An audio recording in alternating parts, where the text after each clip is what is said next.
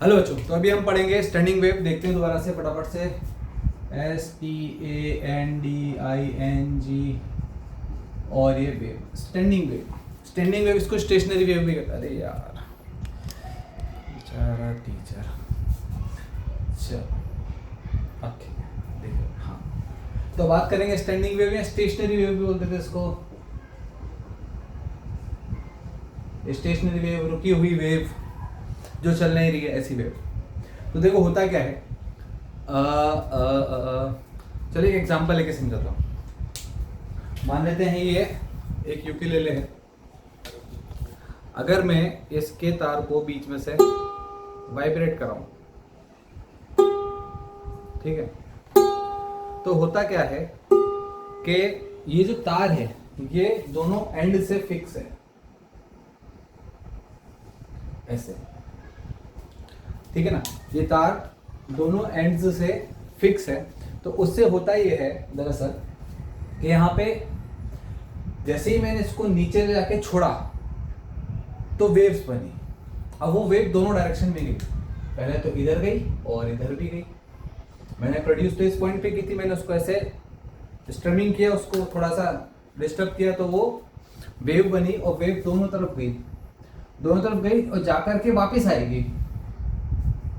अब जब दोनों वेव्स वापस जा, मतलब कॉर्नर पे जाके रिफ्लेक्ट होकर के वापस आएगी तो होगा क्या, क्योंकि ये दोनों वेव एक ही सोर्स से निकली है और दोनों वेव सेम है, आइडेंटिकल है, तो इनका सुपरपोजिशन होगा। सुपरपोजिशन ऑफ वेव हम पढ़ चुके हैं। तो होगा क्या कि ये जो y1 था और ये जो था y2, y1 जब वापस जा रहा होगा तो इसकी इक्वेशन ले लेते हैं a sin omega t minus के एक्स। तो y2 की इक्वेशन क्या हो जाएगी, y2 हो जाएगा a साइन ओमेगा टी जब ये वापस जा रहा होगा प्लस के एक्स। ये चीज़ हम स्टार्टिंग में समझ चुके हैं, जब हमने वेव इक्वेशन को डिराइव किया था तो हम इस चीज़ को समझ चुके हैं कि जब वेव इधर जा रही होगी पॉजिटिव एक्स में तो माइनस ले लेंगे, माइनस होता है, ले लेंगे नहीं होता है, और जब वेव प्लस एक्स में जा रही होगी, माइनस एक्स में जा रही होगी तो यहाँ पे प्लस आ जाएगा।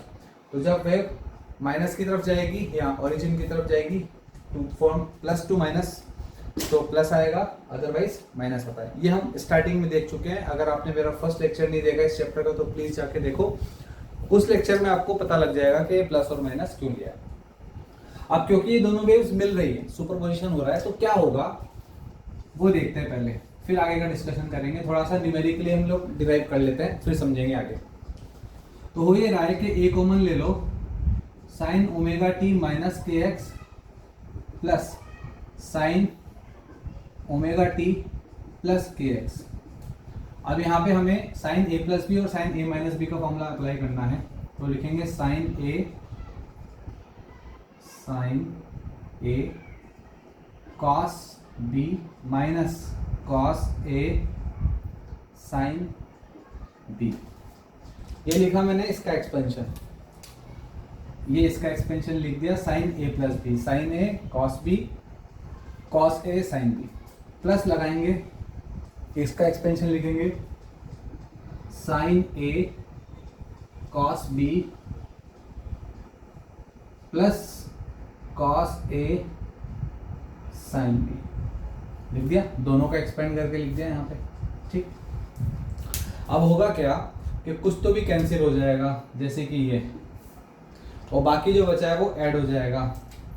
तो आंसर आएगा अपने पास 2a sine omega T cos के एक्स साइन ओमेगा टी को एक्स। तो ये 2 लिख दिया, साइन ओमेगा टी और कॉस के एक्स। इसको थोड़ा सा रीअरेंज कर लेता हूँ, 2a कॉस के एक्स साइन ओमेगा टी। ये हमारे पास रिजल्टेंट वेव आ गई। अब होता क्या है कि जो हमारी प्रोग्रेसिव वेव है ये है ना, इसको अगर हम देखें तो ये कैसा फंक्शन है, ये ओमेगा टी माइनस के एक्स या के एक्स माइनस ओमेगा टी वाला एक फंक्शन होना चाहिए। इसमें ओमेगा टी भी है, के एक्स भी है, मतलब ये वेव इक्वेशन तो है, लेकिन ये इसकी तरह चल नहीं रही है। देखो समझो, जैसे ये जो यूकेलेले है इसमें हम देखें, इस वायर में जो एनर्जी दी मैंने अपने फिंगर से, वो एनर्जी इसी में ही कन्फाइंड है, यहाँ पे ही है। ये वायर को ऊपर नीचे ऐसे ऊपर नीचे लेके जाएगी और थोड़ी देर बाद बेचारी ख़त्म हो जाएगी एनर्जी और फिर वो रुक जाएगी, आवाज़ आनी बंद हो जाएगी और ये होल वगैरह की वजह से थोड़ा सा आवाज़ एनहेंस हो जाती है। तो बस ये, तो वो एनर्जी कहीं जा नहीं पा रही है, ठीक है ना। अब जा नहीं पा रही है मतलब स्टैंडिंग वेव जो है उसकी वेलोसिटी जो है वो ज़ीरो है, ठीक है ना। तो स्टैंडिंग वेव की वेलोसिटी ज़ीरो है यहाँ पे। तो ये जो वेव मिली स्टैंडिंग वेव, इस स्टैंडिंग वेव की वेलोसिटी ज़ीरो हो जाएगी, ठीक है। पार्टिकल्स तो मूव करेंगे, मैंने आपको दिखाया जो वायर था, वो जो उसका स्ट्रिंग है, स्ट्रिंग का जो पार्टिकल है वो ऊपर नीचे जा रहा है, उसकी वेलोसिटी तो आएगी। ये पोजीशन है वाई पोजीशन, तो पार्टिकल की है ये, ठीक है। अब हम बात करें इसमें खास क्या है, इसमें स्पेशल क्या है। स्पेशल ये है कि हम इसके एम्पलीट्यूड पे अगर गौर लगाएं, थोड़ा सा ध्यान लगाएं, तो आप ध्यान से देखो ये इसका एम्पलीट्यूड है। तो जो एम्पलीट्यूड आया, एम्पलीट्यूड एक कोसाइन फंक्शन है 2a cos kx।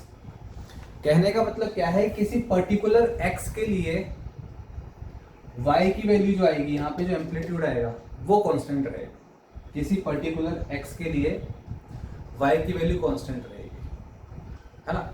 मतलब क्या है, फिर से हम लोग इस पे आ जाते हैं कि अगर मान लीजिए हमने यहाँ से y मेजर कर रहे हैं, तो ये मतलब मान लीजिए इस पार्टिकल की बात करते हैं, ये अपने पास x है। तो ये जो पार्टिकल है ना, इसका किसी भी टाइम पर y फिक्स है, ये तो x हो गया, यहाँ से यहाँ तक का जो डिस्टेंस है ये x हो गया। अब इस x का जो y है ऊपर या नीचे, कितना ऊपर नीचे जाएगा और किस स्पीड से जाएगा, वो किसी पर्टिकुलर टाइम पे फिक्स हो गया, सही है ना। और मैक्सिमम इसकी वैल्यू भी फिक्स हो गई, ठीक है। तो किसी पर्टिकुलर x के लिए प्रोग्रेसिव वेव में क्या होता था कि जो स्ट्रिंग है, स्ट्रिंग का हर एक पार्टिकल यहाँ तक जाता था, हर एक पार्टिकल यहाँ तक जाता था, नीचे तक जाता था। ये प्रोग्रेसिव वेव की कहानी थी। लेकिन स्टैंडिंग वेव में ऐसा नहीं होता। स्टैंडिंग वेव में जो पार्टिकल है वो पूरा ऊपर तक जाए, ऐसा नहीं होता। मतलब स्टैंडिंग वेव कैसी बनती है मैं आपको समझाने की कोशिश करता हूँ कि जैसे हम बात करें इस स्ट्रिंग की, अगर इस स्ट्रिंग में स्टैंडिंग वेव बनी, मान लो ऐसी बनी, ये स्टैंडिंग वेव बन गई, तो ये जो पार्टिकल है यहाँ पे किसी x1 पे, ये इसका एम्पलीट्यूड है,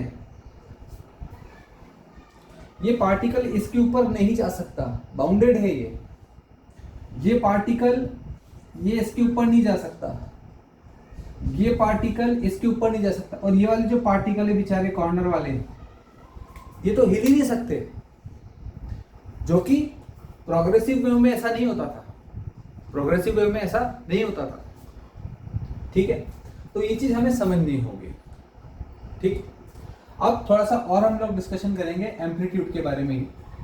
अब क्योंकि एम्पलीट्यूड एक कोसाइन फंक्शन है, मतलब कॉस का ग्राफ कैसा बनता है, कॉस का ग्राफ बनता है कुछ ऐसा, ये देखिए ऐसे ही तो बनता है। सोचिए मैं अगर x की वैल्यू 0 रख दूं, तो x की वैल्यू 0 के लिए ये इसका एम्पलीट्यूड है, मान लेते हैं a, स्मॉल a, ठीक है। x की वैल्यू 0 रख दो तो हमारे पास एम्पलीट्यूड कितना आएगा, एम्पलीट्यूड आएगा 2a। ये यहाँ पे देखिए ये 2a है। सोचिए अगर मैं x की वैल्यू, सॉरी kx की वैल्यू है ना, वैसे फिक्स है कि अगर x 0 होगा तो kx भी 0 हो जाएगा, कोई दिक्कत की बात नहीं है। फिलहाल मैं kx की वैल्यू यहाँ रखता हूँ 90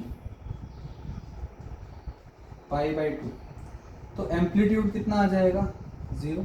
अब देखिए ये 0, ये π/2, kx, ये kx रख रहा हूं मैं, अभी x भी अलग से निकाल के दिखा दूंगा, कोई दिक्कत नहीं। अगर हम यहाँ पे k की वैल्यू को 2π/λ रख देंगे इंटू x, तो 0, तो ये x की वैल्यू 0।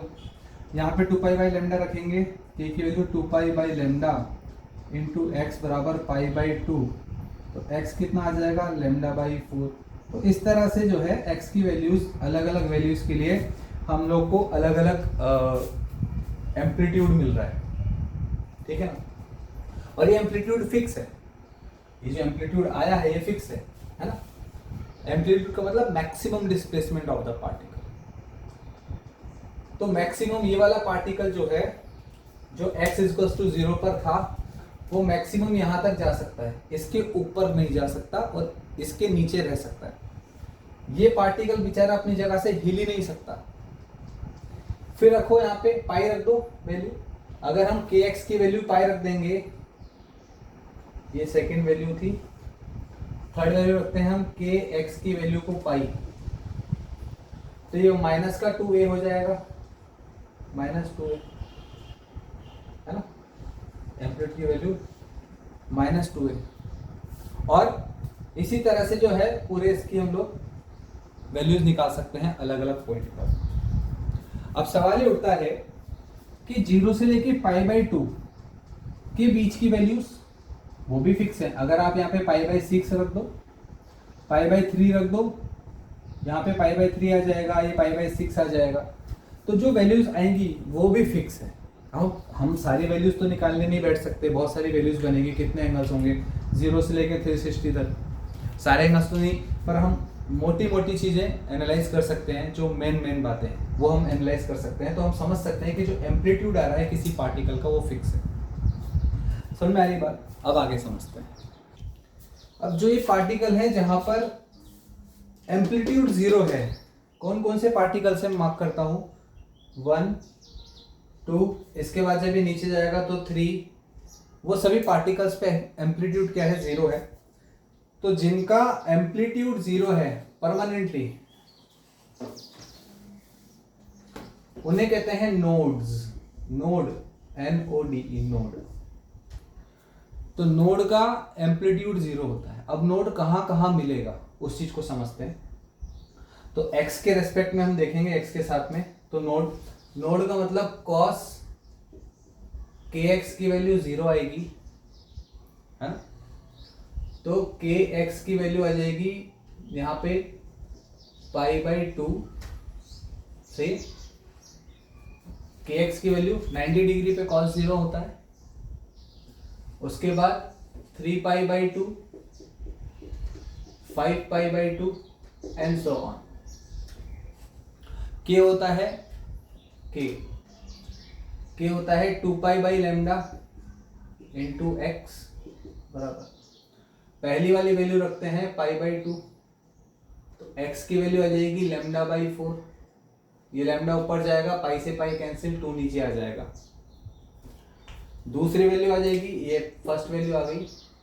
तो पहला नोड कहाँ मिला हमें, λ/4 पर मिला, सही बात है, ये रहा λ/4 पर पहला नोड मिला। दूसरा नोड कहाँ मिलेगा, 3λ/4 पर। देखिए ये λ/2 है, यहाँ से यहाँ तक का λ/2, ये λ/4, और ये आ जाएगा अपने पास फिर λ/4, ठीक है ना। तो पहला मिला हमें λ/4 पर, दूसरा देखते हैं 2π/λ x = 3λ/4 और 3π/2 ऐसे रखेंगे। तो लैम्डा x आ जाएगा 3λ/4, ये दूसरा नोड आ गया, नोड नंबर 2। देखिए ये इन दोनों को जोड़ो तो 3/4 लैम्डा हो जाएगा। इसी तरह से हम तीसरी वैल्यू रख सकते हैं x की, तो ये आ जाएगा 5λ/4, ये तीसरी वैल्यू आ गई। तो कुल मिला के अगर हम इनका एक जनरल वो निकालना चाहें तो x की वैल्यू 2n - 1 λ/4 ऐसा रख सकते हैं। 2n - 1 λ/4, यहाँ पे n की वैल्यू स्टार्ट हो जाएगी 1 से, 1 2 3 4। देखिए 1 रखेंगे तो 2 - 1 2, सॉरी 1 रखोगे 2 - 1 तो 1 λ/4, 2 रखोगे तो 3 λ/4, 3 रखोगे तो 5 λ/4। तो अलग अलग वैल्यूज आ जाएगी। एक फॉर्मूला या फिर आप x की वैल्यू ऐसे याद रख सकते हो 2n+1 λ/4, 2n+1 λ/4 भी हो सकता है। कुछ अलग अलग बुक्स में आपको अलग अलग चीजें दिख सकती है। यहाँ पे जो n स्टार्ट होगा वह स्टार्ट होगा 0 1 2 3 ऐसे। देखिए 0 रखोगे तो λ/4, 1 रखोगे तो 3 λ/4, 2 रखोगे n की वैल्यू तो 5 λ/4। तो ये दोनों ही फॉर्मूलाज आपको देखने को मिल सकते हैं फॉर नोड्स, नोड कहते हैं। तो ऐसे पॉइंट जिनका डिस्प्लेसमेंट 0 होता है उनको नोड कहते हैं। अब हम बात करते हैं ऐसे पॉइंट जिनका डिस्प्लेसमेंट मैक्सिमम होता है, यानी कि 2a एम्पलीट्यूड होता है, उसकी बात करते हैं। तो जैसा कि हमने यहाँ निकाला कि कुछ पॉइंट ऐसे हैं जिनका एम्पलीट्यूड 2a है, ठीक है ना, उन्हें कहते हैं anti node, anti node, ANTINOD, anti nodes. तो जो एंटी नोड्स होंगे उनके लिए हम लिखेंगे cos kx की वैल्यू +-1 रख सकते हैं। cos kx की वैल्यू +-1, ऊपर के लिए +1, नीचे के लिए -1। तो cos kx, तो kx कितना हो जाएगा, kx हो जाएगा हमारे पास 0, पाई, 2 पाई, 3 पाई, 4 पाई, 5 पाई। तो पाई पाई का हिसाब यहाँ पे हम लोग कर देंगे पूरा। तो kx = 0 रखेंगे तो x की वैल्यू 0, ये पहला, ठीक है ना, सही है। दूसरा kx बराबर पाई, ये 2 pi by lambda into x into pi, तो पाई से पाई गया, x बराबर λ/2, kx बराबर 2 pi by lambda into x 2 पाई। तो हम लोग इस तरह से वैल्यूज निकालते रहेंगे, रखते रहेंगे, और काम ही क्या है हमारा, x = ये हो जाएगा 2 पाई से 2 पाई कैंसिल लैम्डा, इसको 2 λ/2 लिखता हूं मैं। अगला जो आएगा वो 3 λ/2 आ जाएगा। तो कुल मिला के जो इनका जनरल फॉर्मूला आएगा x = n λ/2 लिख सकता हूँ, n λ/2, n start from 0 1 2 3 and so on. 0 रखूंगा तो 0 आ जाएगा, n की वैल्यू 1 रखूंगा तो λ/2, 2 रखूंगा तो 2 λ/2, 3 रखूंगा तो 3 λ/2, और आता रहेगा। तो ऐसे पॉइंट्स जिनका डिस्प्लेसमेंट 2a है, जिनका एम्पलीट्यूड 2a है, उन्हें कहते हैं एंटी नोड्स। एंटी नोड्स के लिए ये कंडीशन है। क्लियर है? चलिए आगे चलते हैं। तो देखिए अभी तक हमने क्या सीखा, हमने सीखा कि जब स्टैंडिंग वेव प्रोड्यूस होगी, स्टैंडिंग वेव बनेगी, फॉर्म होगी, तो उसकी इक्वेशन होती है इस तरह से, और उसमें कुछ पॉइंट्स होते हैं जिनका एम्पलीट्यूड मैक्सिमम होता है, उन्हें एंटी नोड बोलते हैं। एंटी नोड के लिए ये कंडीशन है। और जहाँ पे एम्पलीट्यूड मिनिमम होगा, यानी कि 0 होगा, जो पॉइंट्स हिलेंगे नहीं अपनी जगह से, उन्हें कहा जाता है नोड्स। अब समझने वाली बात यह है कि जो हमारे पास इक्वेशन आई थी उसको हम थोड़ा सा डायग्राम के थ्रू समझने की कोशिश करते हैं, है ना। जैसा कि मैंने बोला कि इस स्ट्रिंग में कुछ पॉइंट्स ऐसे होंगे जिनका डिस्प्लेसमेंट 0 होगा, और कुछ पॉइंट ऐसे होंगे जिनका डिस्प्लेसमेंट मैक्सिमम होगा। अब मान लीजिए ये पॉइंट जो है और ये जो पॉइंट है, इन दोनों पॉइंट को अगर हम फोकस पे रखें अभी, ठीक है ना, तो हम ये देखेंगे कि यार ये वाला पॉइंट और ये वाला पॉइंट अपनी जगह से हिल नहीं रहा है। इसे नोड बोला हमने, क्या नाम दिया, नोड।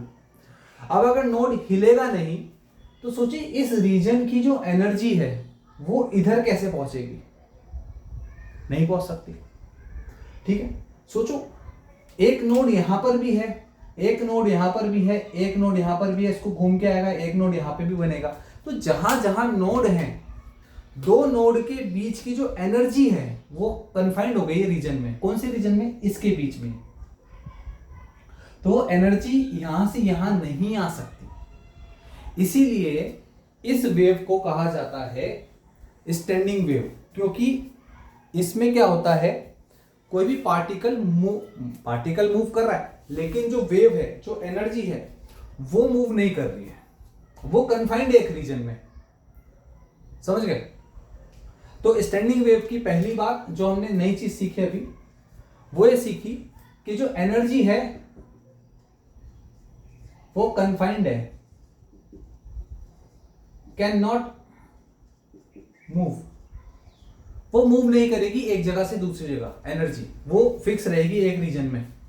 ठीक, दूसरी बात, अब क्योंकि एनर्जी मूव नहीं कर रही है, ठीक है, बट इसमें ऑसिलेशन कैसा होगा पार्टिकल का, आप समझिए कि जब टॉप मोस्ट पॉइंट इस रीजन को मैं पॉइंट नंबर 1 और 2 को थोड़ा सा जूम करके बनाता हूं, 1 और 2 और 3, 3 पॉइंट्स को बनाते हैं बड़ा करके और समझते हैं। ये मैंने इस हिस्से को जूम किया 1 से 3 तक, तो ये 1, ये 2 और ये 3, ठीक है ना। आप सोचिए ये जो पार्टिकल होगा जब ये नीचे आना स्टार्ट करेगा तो ये अपने साथ साथ इसको भी नीचे लाएगा, इसको भी नीचे लाएगा, इसको भी नीचे लाएगा, इसको भी नीचे, ये सारे पार्टिकल सब साथ साथ ही नीचे आएंगे। पहले क्या हो रहा था कि वेव बन रही थी तो पार्टिकल ऐसे धीरे धीरे धीरे धीरे एक एक पार्टिकल ऊपर जाता था, नीचे आता था, है ना। लेकिन यहां पर ऐसा नहीं है। स्टैंडिंग वेव में क्या होता है कि एक रीजन के सभी पार्टिकल एक साथ ऊपर जाते हैं और एक साथ ये ऐसे नीचे आ जाएंगे, ऐसे हो जाएंगे, फिर ये ऊपर हो जाएंगे, फिर नीचे हो जाएंगे, फिर ऊपर हो जाएंगे, फिर नीचे हो जाएंगे, ऐसा। सेम यहां पर है, ये अभी नीचे है, फिर थोड़ी देर बाद ये ऊपर, एक साथ ऊपर। और कमाल की बात ये है कि जब ये ऊपर था और ये नीचे था, ठीक है ना, इस तरह से था, जैसे ही नीचे आएगा ये ऊपर चल जाएगा और ये इस तरह से ऑसिलेट करते हैं। ये विजुअलाइजेशन है इसका एक्चुअल में। ये स्टैंडिंग वेव है। अगर हम इस स्ट्रिंग में स्टैंडिंग वेव को इमेजिन करें कि भाई यहां से लेके इस एंड से लेकर के इस एंड तक एक स्टैंडिंग वेव बन रही है, तो सोचिए ये पार्टिकल, ये मतलब ये पॉइंट नंबर 1 है और ये पॉइंट नंबर 2 है, ये 1 और 2, तो ये पार्टिकल एक साथ नीचे आए और एक साथ ऊपर गए, एक साथ नीचे आए, एक साथ ऊपर गए, एक साथ नीचे आए, एक साथ ऊपर गए, इस तरह से होता है। अब हालांकि इसमें अगर देखा जाए तो ऐसे बहुत सारे नोड्स बन सकते हैं इसके अंदर, वो हम कैलकुलेट करके दिखाएंगे आपको बाद में। तो नोड्स काफी सारे बन सकते हैं, लेकिन दो नोड के बीच में जो एनर्जी कन्फाइंड है वो रहेगी। दूसरा, जब ये वाला हिस्सा नीचे जाएगा तो ये वाला हिस्सा ऊपर आ जाएगा और ये वाला ऊपर आएगा तो नीचे, इस तरह से ये एक साथ नीचे आएंगे, उस टाइम पे ऊपर जाएगा। तो ये वाला हिस्सा जो है, सेकंड वाला पार्ट जो है इसका, ये ऊपर जाएगा, ठीक है। तो होता क्या है कि ये सभी पार्टिकल, ये रस्सी के सभी पार्टिकल एक ही समय पे y बराबर 0 पे आते हैं। सोचो t की वैल्यू अगर मैं 0 रख दूं तो पूरी लाइन के लिए, पूरी स्ट्रिंग के लिए y की वैल्यू 0 हो जाएगी। अगर t को 0 रखता हूं तो y की वैल्यू 0 हो गई, मतलब सभी पार्टिकल एक साथ ऑसिलेट कर रहे हैं। यहां पे ऐसा नहीं था, है ना। मान लीजिए t बराबर 0 पर, अगर ये 0 पर है, जरूरी नहीं है कि ये भी 0 पे हो सकता है कि ये ऑसिलेट कर रहा हो। हमने जब डिराइव किया था वेव इक्वेशन तो हमने कहा था t minus x upon v, तो t पर वो 0 है तो जरूरी नहीं ये 0। तो ऐसा होता है ट्रैवलिंग वेव में, लेकिन स्टैंडिंग वेव में ऐसा नहीं है। तो पूरी साइकिल में ये सब एक साथ चलते हैं, लेकिन फेज रहेगा यहां से पाई का। इसमें और इसमें कितना फेज है? दोनों में पाई का फेज रहेगा। जब ये ऊपर, ये नीचे, जब ये ऊपर जाएगा तो ये हिस्सा नीचे आ जाएगा। तो इस तरह से एक स्टैंडिंग वेव बनती है, ठीक। तो हम लोग कह देंगे कि particles between two nodes oscillates in same phase। जबकि ट्रैवलिंग वेव में दो पार्टिकल, नोड्स तो वहां होते ही नहीं थे, पर सभी पार्टिकल में एक फिक्स फेज डिफरेंस होता था। यहां पर ऐसा नहीं होता। तीसरी बात, अगर हम बात करें डिस्टेंस की, डिस्टेंस बिटवीन टू नोड्स, तो दो नोड्स के बीच में कितना डिस्टेंस है? वो है λ/2। देखिए यहां से यहां तक का डिस्टेंस है λ/2, और distance between two anti node again λ/2, और distance between node and anti node, ये आएगा लेमडा बाई 4। देखिए अगर मैं इसे समझू, ये नोड है और ये नोड है, इनके बीच में लेमडा बाई 2, एंटी नोड, ये डिस्टेंस लेमडा बाई 2, लेकिन ये जो डिस्टेंस है from node to anti node, this distance is lambda by 4। तो दो नोड्स के बीच में लेमडा बाई 2, एंटी नोड्स के बीच में लेमडा बाई 2, और नोड और एंटी नोड के बीच में जो डिस्टेंस है वो फिक्स होता है। कितना होता है? Lambda by 4। क्लियर है? आई होप यहां तक समझ में सब आ गया होगा पिक्चर। ठीक है, चलो तो अब आगे चलते हैं। अब न्यूमेरिकल में जाने से पहले हम एक चीज और समझते हैं कि स्टैंडिंग वेव की इक्वेशन हमेशा ऐसी ही दिखे, ऐसा जरूरी नहीं। सोचिए अगर सुपरपोजिशन करने वाली waves A sine kx minus omega t और y2 equals to A sine kx plus omega t हो, तो इक्वेशन का स्वरूप जो है वो थोड़ा सा बदल सकता है। ठीक, देखिए कैसे। इन दोनों को, इसका एक्सपेंशन लिखता हूं तो हो जाएगा A sine A cos B plus cos A sine B। ठीक है ना, सॉरी माइनस आएगा यहां पे, और ये हो जाएगा A sine A cos B plus cos A sine B। यहाँ पे cos, sorry sine A cos B cos A kx और साइन B। ठीक है, यहाँ पे sine A cos B cos A sine B, क्या कैंसिल हो जाएगा? तो कैंसिल होगा यहाँ से, ये वाला एक पोर्शन कैंसिल होगा, तो जो इक्वेशन बनेगी वो बनेगी 2A sine kx cos omega T.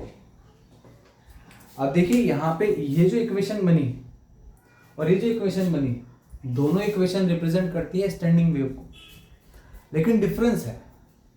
Difference क्या है? यहाँ पे एम्पलीट्यूड में साइन आ रहा है, तो इसका जो ग्राफ बनेगा इस इक्वेशन के लिए, कौन सा ग्राफ? एम्पलीट्यूड का kx के साथ, वो ऐसा बनेगा। इसकी शुरुआत 0 से, यहाँ पे शुरुआत हमने 1 से की थी एम्पलीट्यूड की, तो x बराबर 0 पर एम्पलीट्यूड इसके पहले वाले में आया था कुछ ऐसा, देखिए 2a आया था, x इक्वल यहां पर 0 आ रहा है। बट घबराने वाली बात नहीं, बाकी सब कुछ सेम ही है, कंसेप्ट कुछ नहीं बदला। देखिए जैसे ही हम जो पेरेंट वेव है जिनसे कि स्टैंडिंग वेव बन रही है उसको थोड़ा सा चेंज करेंगे, तो जो हमें स्टैंडिंग वेव की इक्वेशन मिल रही है वो भी चेंज हो जाएगी। देखिए स्टैंडिंग वेव ऐसी भी तो हो सकती है ना, y1 की वैल्यू आ गई a cos omega t plus kx और y2 equals to a cos omega t minus kx। This is also possible. तो जब इनका सुपरपोजिशन हम कराएंगे, इसको मैं एक्सपेंड करता हूं तो लिखूंगा a cos B minus sine A sine B, A cos B minus, sorry plus, minus की जगह प्लस आ जाएगा, साइन A साइन B। क्या कैंसिल हो जाएगा? साइन वाला पोर्शन कैंसिल हो जाएगा। अगर ये पोर्शन कैंसिल हो गया तो क्या मिलेगा? 2a cos omega T cos kx। यार ये भी स्टैंडिंग वेव ही है, समझो। तो वेव, स्टैंडिंग वेव की इक्वेशन अलग अलग हो सकती है। अगर हमें एग्जाम में कुछ क्वेश्चन ऐसा दिख जाए जिसमें मान लो स्टैंडिंग वेव की इक्वेशन ये दे रखी है, हम तो ये पढ़ के गए थे, रट्टा मार के गए थे, तो ऐसा नहीं करना है, घबराना नहीं है।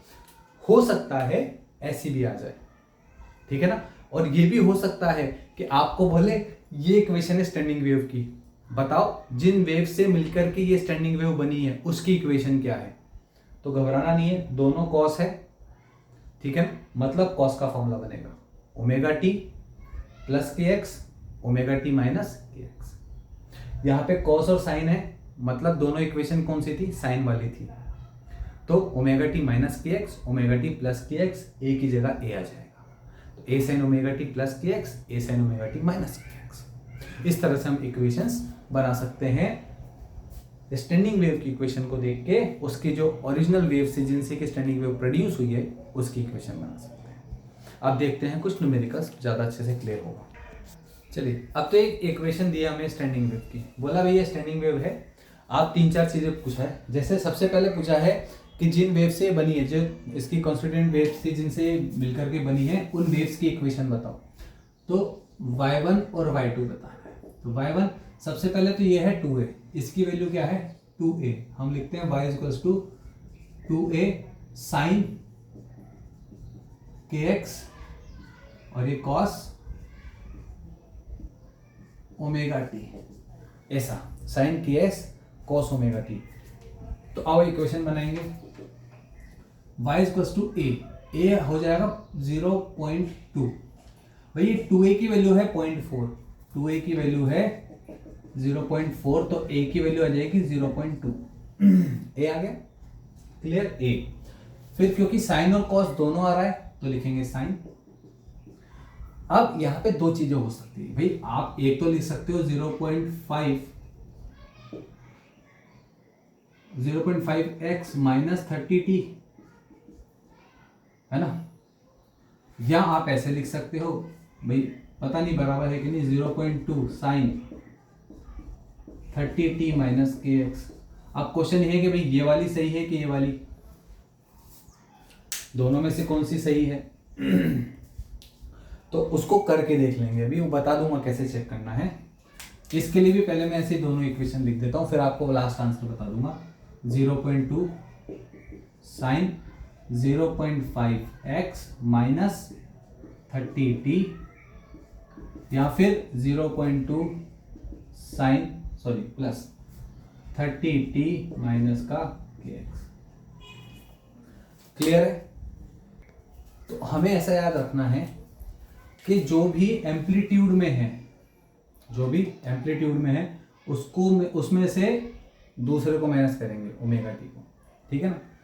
अगर साइन है तो kx माइनस ओमेगा टी, ठीक है, इस तरह से याद रखना है। तो और या फिर हम लोग इसका एक्सपेंशन करके और इक्वेशन निकाल सकते हैं। वैसे तरीका ये सही रहेगा कि अगर यहाँ पे kx है साइन के साथ तो kx माइनस ओमेगा टी, और अगर kx है कॉस के साथ, साइन के साथ kx है तो kx माइनस ओमेगा टी। तो जो चीज साइन के साथ है, मान लीजिए अगर ऐसा लिखा होता साइन 30t और कॉस 0.5x, तो साइन वाला जो होता है उसको पहले लिखो, साइन वाले को पहले लिख दो, साइन, है ना। तो साइन वाले मैंने पहले लिखा है kx माइनस ओमेगा टी, ठीक है ना। क्योंकि अगर ये इक्वेशन लिखेंगे तो फिर वो स्टैंडिंग वेव की इक्वेशन बदल जाएगी थोड़ी सी, ठीक है। तो इस तरह से लिखना है। ये वेव्स आ गई। अब इसमें पूछ सकता है आपसे ओमेगा बता दो, तो ओमेगा की वैल्यू 30। आपसे टाइम पीरियड पूछ सकता है, तो 2π/30। भाई ओमेगा क्या होता है 2π/t, तो t ऊपर चल जाएगा 30 नीचे आ जाएगा। फ्रीक्वेंसी पूछ सकता है, फ्रीक्वेंसी पूछेगा तो 30/2π ये पूछ सकता है। वेव वेलोसिटी पूछ सकता है, वेव वेलोसिटी। तो coefficient of t bye coefficient of x, coefficient of t bye coefficient of x। अब आपके मन में आएगा सर आप वेव वेलोसिटी निकाल रहे हो, वेव वेलोसिटी आपने कहा कि 0 होती है स्टैंडिंग वेव की वेलोसिटी। जी हाँ, स्टैंडिंग वेव की वेलोसिटी 0 होती है। ये कौन सी वेव है, ये तो इससे निकाली नहीं यार, जो पेरेंट वेव थी जिससे कि स्टैंडिंग वेव बनी है उसकी वेलोसिटी है ये, ना कि स्टैंडिंग वेव की। Got it. तो ये ध्यान रखना है कि ये वेव वेलोसिटी कौन सी है, ये इस वेव की है, इन दोनों की वेलोसिटी है, ठीक है। और आपसे क्या पूछ सकता है, आपको x और d की कुछ वैल्यू दे सकता है। जैसे कि ये पूछ सकता है कि मान लो x की कोई वैल्यू है, लेट्स से 2.4 सेंटीमीटर, और टाइम ले लो आप कोई 0.8 सेकेंड, ठीक। तो x की वैल्यू 2.4 सेंटीमीटर पे, t की वैल्यू है 0.8 सेकेंड। बताओ वेलोसिटी ऑफ पार्टिकल क्या है। तो यहां पे क्या होगा, वेलोसिटी ऑफ पार्टिकल निकालने के लिए हम क्या करेंगे, vp होता है dy by dt, dy by dt। तो dy बाय dt करेंगे, इसका करेंगे इसका नहीं करने का है, हम इसका करेंगे स्टैंडिंग वेव का। तो क्या आएगा 0.4 kx, तो ऐसे कैसे आ जाएगा sine 0.5 x omega t, sine cos का करेंगे तो माइनस साइन हो जाएगा, तो साइन 30t और मल्टीप्लाई हो जाएगा एक 30 यहाँ पे, मल्टीप्लाई बाय 30, ओमेगा टी का करेंगे तो ओमेगा भी आ जाएगा। तो यहाँ रखते हैं वैल्यू, ये हो जाएगा 0.4 इंटू 30 साइन 0.5 x की वैल्यू है हमारे पास 2.4, तो 0.024 मीटर में कन्वर्ट कर दिया, है ना। और t की वैल्यू है 0.8 सेकेंड, तो साइन 30 इंटू 0.8 इस तरह से सॉल्व करेंगे, तो आंसर आ जाएगा हमारे पास समथिंग 10 पॉइंट समथिंग आंसर आएगा, 10.40 मीटर पर सेकेंड। अप्रोक्सीमेट आंसर बता रहा हूं मैं, एग्जैक्ट आप निकाल देना। तो हम लोग इस तरह से कर सकते हैं। अब देखिए इक्वेशन आसान थी, स्टैंडिंग वेव से हमने जो प्रोग्रेसिव वेव थी उसकी इक्वेशन निकाली, और बाकी क्वेश्चन तो प्रोग्रेसिव वेव का ही था, स्टैंडिंग वेव का तो कुछ क्वेश्चन था ही नहीं यहाँ पे, ठीक है। ये है, चलिए आगे चलते हैं।